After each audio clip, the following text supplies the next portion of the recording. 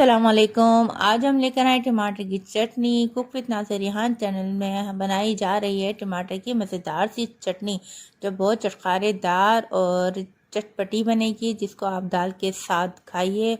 बहुत मज़ेदार ये बनती है। चलते हैं रेसिपी की तरफ। बिस्मिल्लाहिर्रहमानिर्रहीम। 7 अदद हमने लहसुन लिए थे। लहसुन का हमें बघार देना है, लहसुन और ज़ीरे का। 1 टीस्पून हमने ज़ीरा डाला है। इसका बघार थोड़े 1 मिनट के लिए इसको चलाएंगे बिल्कुल धीमी आंच पे, ताकि हमारा लहसुन और ज़ीरा जो है वो जले नहीं। फिर इसमें हम डाल देंगे एक बड़े साइज़ की प्याज। इसको बीच में से कट करके हमने डाल दिया था। इसको अभी फ्राई करेंगे। फ्राई मतलब इतना करेंगे कि इसका कलर जो है वो थोड़ा सा पिंक पिंक सा आ जाएगा। फिर इसमें हम डाल देंगे टमाटर।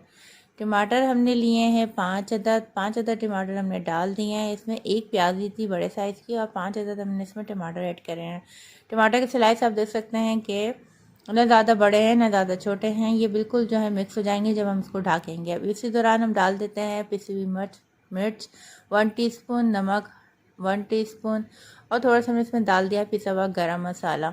इन तीनों चीज़ों को डाल के अच्छे से इसकी भुनाई करेंगे। भुनाई करने के बाद जो है हमने इसको मीडियम आंच पे रख देना है और इसको ढक देना है 10 मिनट के लिए। लेकिन बीच में चेक करते रहिएगा कहीं आपकी टमाटर की चटनी जो है वो जल ना जाए।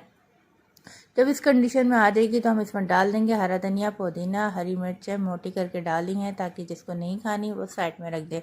लेकिन हरी मिर्चों का फ्लेवर बहुत टाइट और ज़बरदस्त आता है। जल्दी से आप फटाफट टमाटर लाइए और रेसिपी बनाइए। और यकीन करिए ये दाल के साथ बहुत ज़बरदस्त और मज़ेदार लगती है और आप इसको पराठे के साथ भी खाएंगे तो बहुत ही यम्मी बनेगी।